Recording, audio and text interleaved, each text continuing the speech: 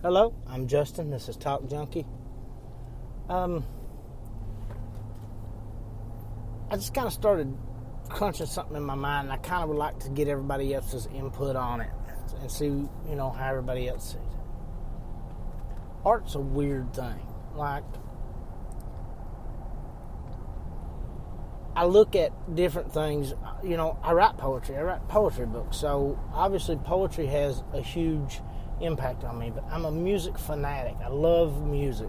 I love movies, and I've actually had conversations with people that video or movies or that type of image can't be art.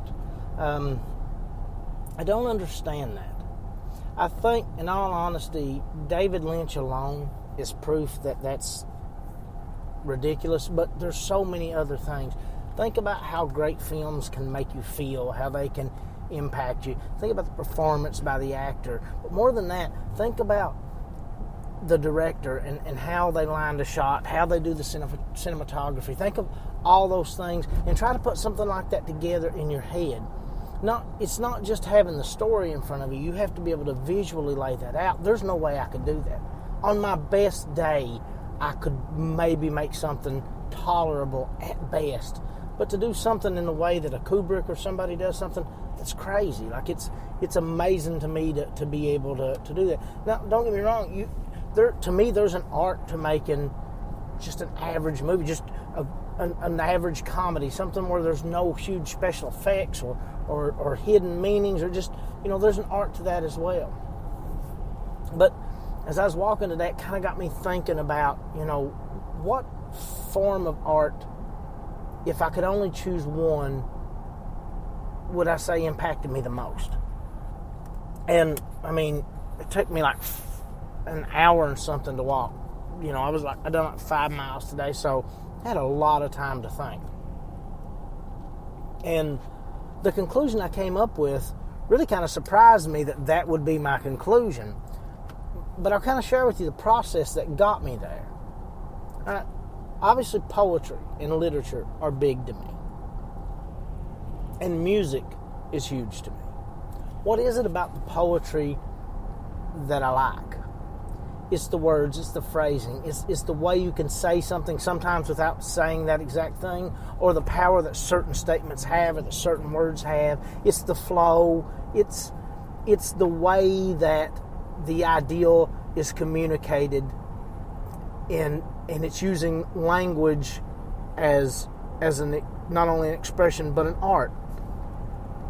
Well, if I break down music, the part of music I really like the most is the poetry. It is the what's being said through the lyrics of the song.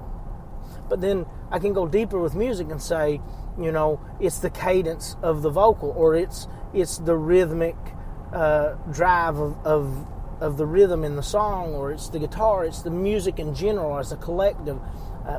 But it's really a combination of the two. So if I put together poetry and music, then I get songs. And I would have to say that a good song as a collective whole is more important to me than good music or than a good poem or good literature. So I thought about that, and it becomes pretty clear to me that music kind of trumps a song. That's not just the musical elements, but also the lyrical elements, all that together to make a song. Music in that sense trumps literature, trumps poetry, trumps music on its own. And so then I have to think about musically what really gets me. Not just genre-wise, but what about music do I like the best? Do I like the single experience? That's just one-off songs here and there. That is enjoyable to a certain degree. Not singles as in hit singles, but just one particular song from a band, from one particular album, just here and there. That's fun. And playlists with those in them are very enjoyable. But if you think about it, that playlist is because you took specific songs and you linked them together. You made something out of them. The songs were not your work, but the playlist was. You're the artist of the playlist. You're the one that gives the playlist its flow, its feeling. It's, you put that in. It's not something I'm particularly good at, getting that flow. I often make a playlist and hit shuffle. But some people, it's just like the mixtape days. Some people make the perfect mixtape. They intertwine these various artists and these different songs, and they make this perfect mixtape. And there's an art to that. But then there's the album. There's the album as a collective, as a whole, as one unit. Well, I love the album. And the album is great from beginning to end. But if I really think about it, the album is probably what I prefer over the playlist, unless the playlist is executed properly. If the playlist is executed properly, it can be just as good or better than the album. So then you're kind of stuck. How do I like to enjoy music the most? Well, let's think about live music. I started to think, well, I love live music. Some bands are completely different live. They don't sound polished. They don't, I used to be very much against that. And I am against trying to do something on an album that you can't actually do. That's to play something you can't actually play. But, vocals do sound different live in most cases. They don't really, like you take somebody like, I saw A Perfect Circle live. A Perfect Circle live to me is album quality, vocals, musically. And honestly, as much as I love their music, love everything about them, their album experience and their video experience is far better than their live experience, because their presentation is very separate from being there with you. It's like they're not there with you. The stage is blacked out. You can't see them. They don't interact. They move. They're part of a show, but you can't see the show. And some people adore that. And I know the lead singer Maynard seems to adore that. He's done that often with Tool and things of that nature. I don't think Puscifer, who I'm going to try to see on their next album cycle, performs that way. So I'm curious to see how that works. But you take someone like Deftones. Deftones was very different, and it's been 20 years since I've seen them.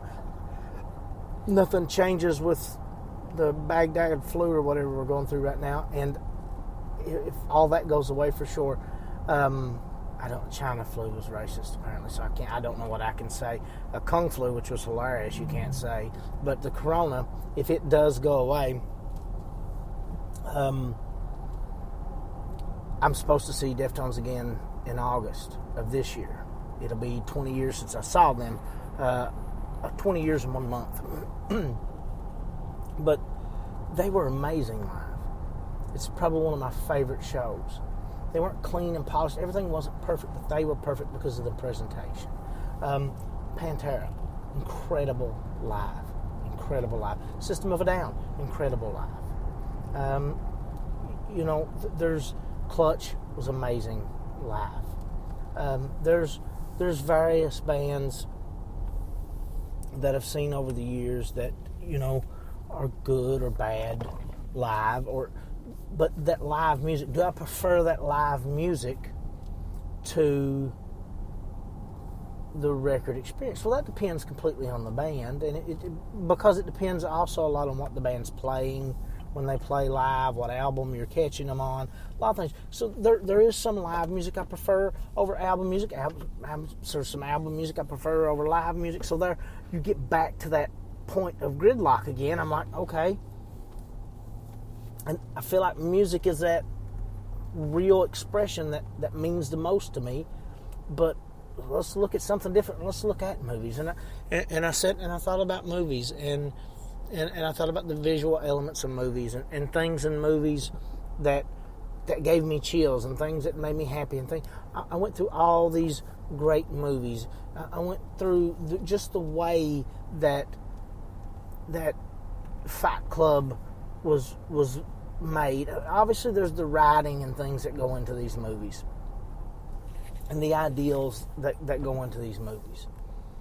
So it's not just standalone the image and the presentation, but that's a part of it. And then that got me thinking, live albums and live video, videos of bands playing live, There's some good live DVDs out there. And I got thinking about that, and I thought, maybe musically that's the platform that I'm attracted to the most. Maybe musically that's the platform that makes the most sense to me. And then it just kind of dawned on me. Yesterday, I found the new Puscifer video for Apocalyptica, I believe it was called. And I'm constantly on YouTube watching music videos. I actually do miss MTV to a certain degree, but I think, and a lot of the issue is that sometimes the musicians I like and the bands I like didn't do videos or don't do videos. Nobody seems to do a lot of videos anymore. But when I think about it, although it's much harder to find, they're very rare, that to me probably the purest and most emotionally attached I get to something is when it's lyrically or poetically good. It's musically good. And the visual presentation is good. My favorite form of expression may be the music video. And I say that with some hesitation, and I say maybe because there's tons and tons and tons of movies that I just adore. And TV shows. There's some TV shows. There's a couple of those that I really, really enjoy immensely. And there's so much music from so many different genres that I don't know if I could live without, that it's hard to even attempt to sit down and name them. And then I look at poetry and poets and the books that impact me, or philosophers, or people of that nature who literally influence me and poetically influence me. I think about those things, and then I think about the few music videos that have made a huge impact.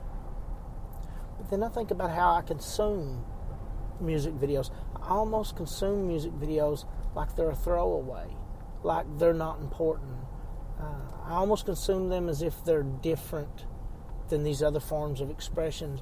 I consume them with a different value. So I'm going to go home, and I'm going to spend the next couple of weeks going through music videos. Some live performances with other stuff mixed in, some of, more, theatrical style of music videos. I'm really going to look at it. And even though I may not have found that video that is the shining example of that now, I think that format has the best potential for me in terms of being able to express an entire concept of an art and a thought that I have, because the image, art is a big thing.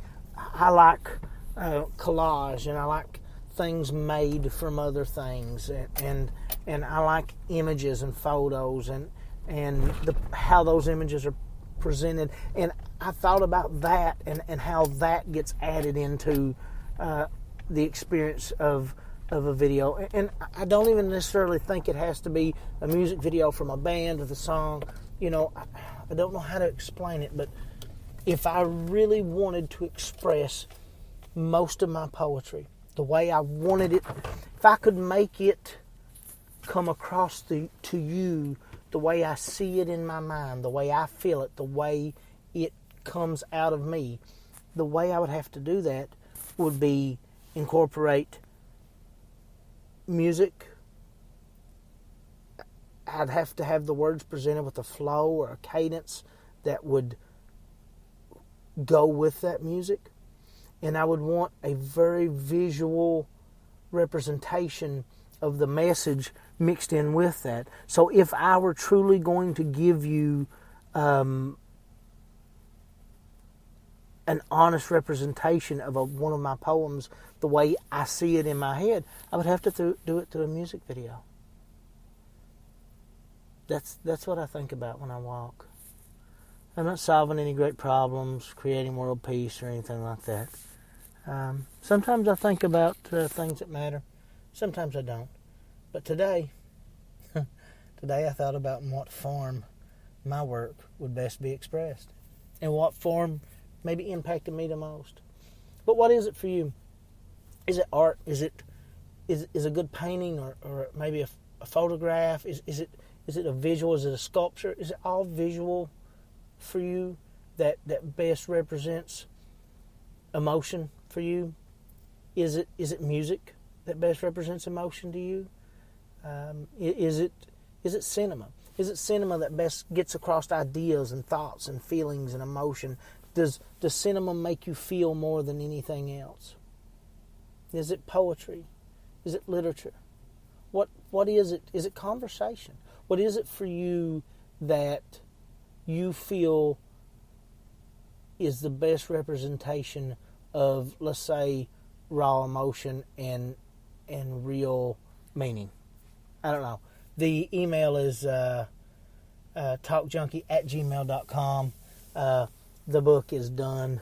Final edits, everything in. I want to thank, I don't know, like, some people help you, and, like, there are a lot of good people out there that don't do things for a nefarious reason. They just do things because they're good people. And it's hard to kind of mention those people in certain situations without being,